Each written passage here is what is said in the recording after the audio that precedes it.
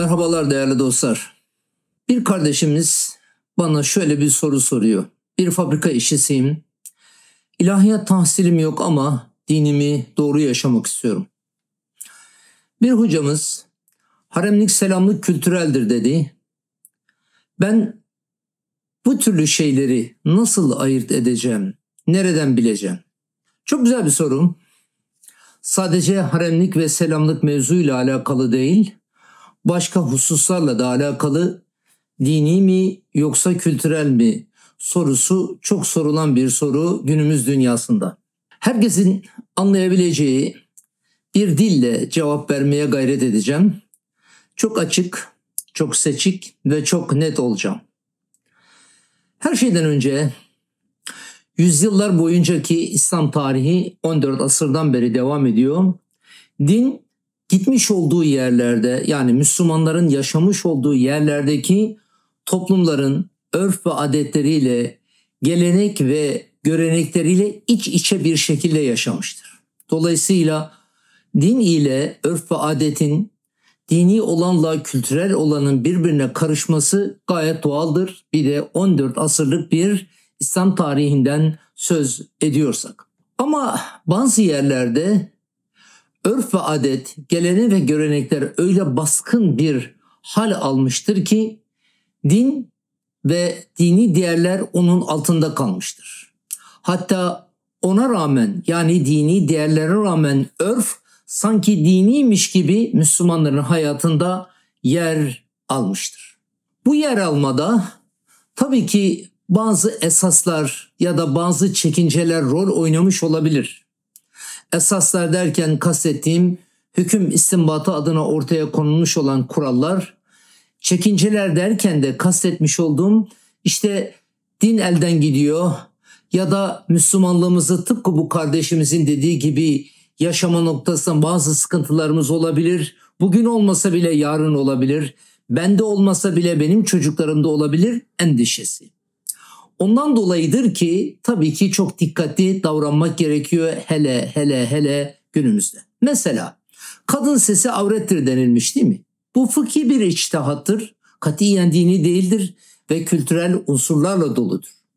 Ya da işte haremlik ve selamlıkta olduğu gibi kadınlar ve erkekler ayrı ayrı yerlerde oturacak, birbirleriyle birlikte olmayacaklar denilmiş. Belki bu bir coğrafyanın, bir örfün, bir adetin, bir kültürün, bir geleneğin alışkanlığı ve o alışkanlık diniymiş gibi Müslümanların hayatında yol almıştır. Halbuki Kur'an-ı Kerim'e baktığınız zaman ne kadının sesinin avret olmasıyla alakalı ki ben bu konuda uzun bir video çekmiştim, ne de haremlik ve selamlık konusunda bir düzenleme katiyen göremezsiniz. Şimdi ne diyordu arkadaşımız? Ben ilahiyat mezunu değilim, nasıl ayırt edeceğim diyordu değil mi? Ben de çok basit bir dille anlatacağım dediğim noktaya geliyorum şimdi. 5 tane ölçü vereceğim. Bunlardan bir tanesi. Herhangi bir mevzuyu önünüze aldınız ya da uygulamanızda var ya da bir sohbette bahis mevzu oluyor ya da burada olduğu gibi bir hoca arkadaşımız böyledir bunun dininde hükmü diyor. O zaman birinci ölçümüz. Bunun kaynağı nedir?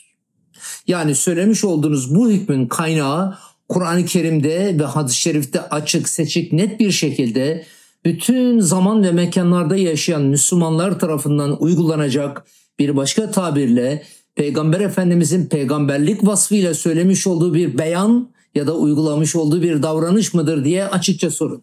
Cevap evetse din olabilir.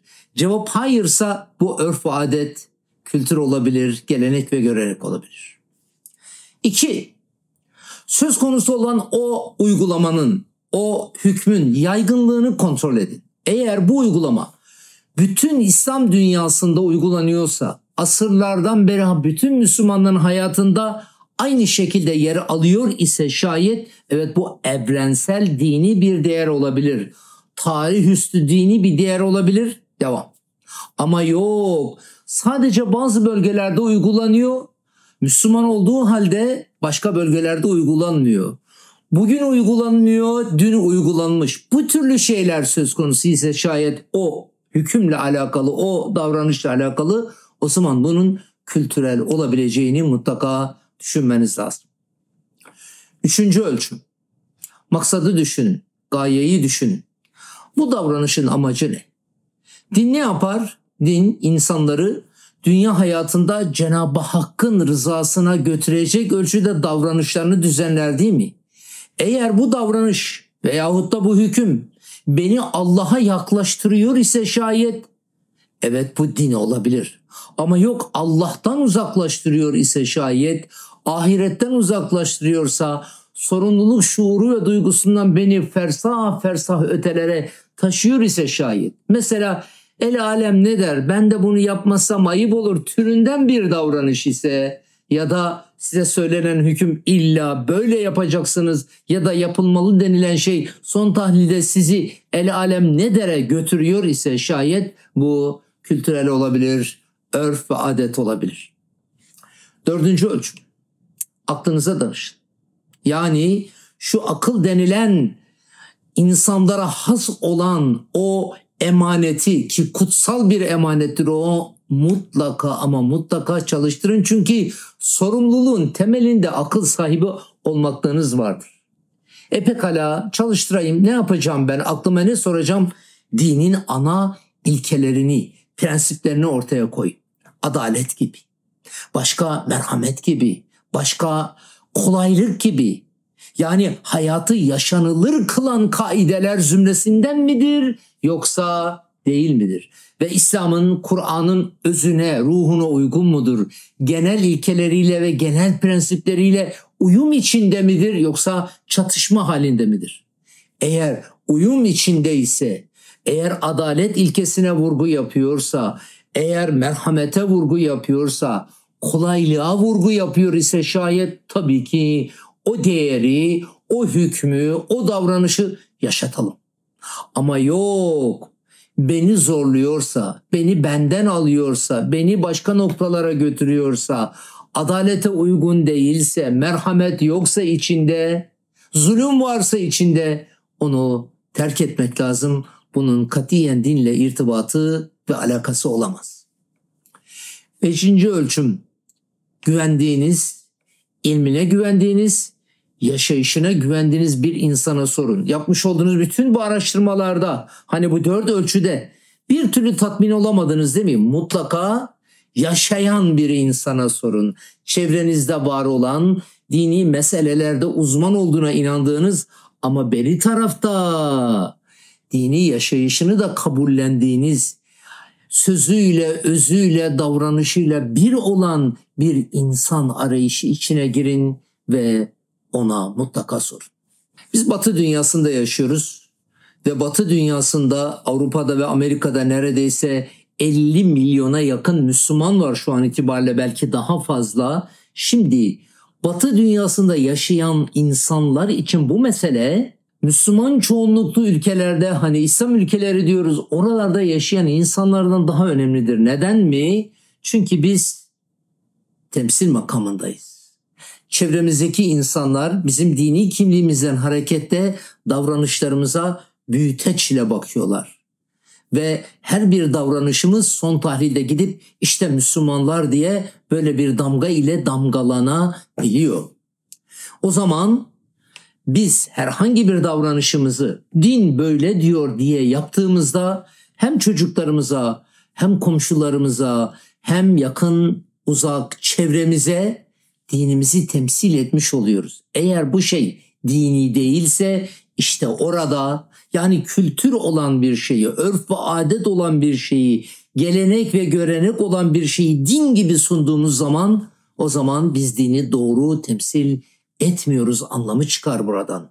Çocuklarımız dinden, imandan soğuyabilir. Etrafımızda, çevremizde bulunan kişiler eğer din bu ise ben burada yoğum diyebilir. Onun için çok dikkatli ve alabildiğine temkinli olmak zorundayız. Değişen şartları, o şartlar içerisinde gai ve maksadi yaklaşımları hiçbir zaman için unutmamalıyız. Şöyle bitireyim. İlahiyat okumuş olmanıza gerek yok. Hani diyordu ya arkadaşımız, ben ilahiyat mezunu değilim, ilahiyat okumadım, kültürel olanla dini olanı nasıl ayırt edeceğim diyordu ya. İşte ona cevabım, ilahiyat okumuş olmanıza gerek yok. vicdanınız açık olsun, imanınız tam olsun ve aklınızı mutlaka ama mutlaka çalıştırın. Ne Allah'tan ne Müslümanlıktan taviz verin ne de insanlıktan. Bu hayat bu dünyada yaşanıyor ve ahiret bu dünyada yapacağımız amellerle kazanılıyor ya da kaybediliyor. Arz hürmet ederim.